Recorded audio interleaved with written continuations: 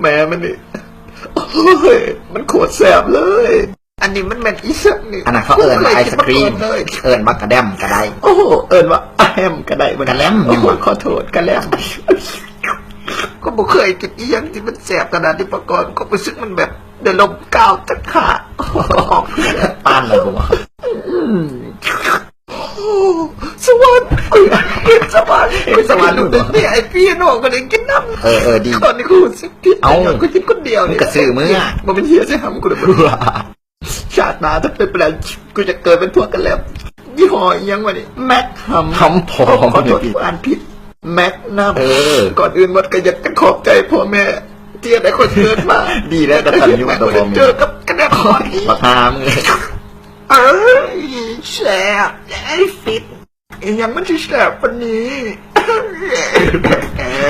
โอ้หายเลยบ่มันแสบอีนี้เลยนี่ก็บอกได้เลยกูกินแล้วเคยกินจ้าเตืออยู่บ้านมึงกินอีสักอะไรอยู่บ้านก็มีแต่สัตว์ป้าแล้วก็จังมันอียังกับโอ้โหเป็นกระป๋องพวกกว้างพวกฟ้านี่ยังหันบอกมันเป็นแบบคือยาดมชนิดหนึ่งนะโอ้หน้าตาเป็นอะไรวะทั้งขางป้องมันก็เขียนจะตัวเค3ตัวแล้วก็มัดว่าแล้วหน้าตามันคือจริงก็คิดถึงมันอยู่เลยถึงว่ามันเจอได้คอยดึงดาวได้แต่กันเนี่ยมันก็แสบกลัวอยู่ดีใช่มึงกูสิฟาดก้อนใหญ่ๆมันโอ้อันนี้กูเย็นแขวซื่อๆกูเคยกินยังเตียแต่กูรู้สึกแสบมาขนาดนี้มาก่อนเลยโอ้ยน้ำลายไหลโอ้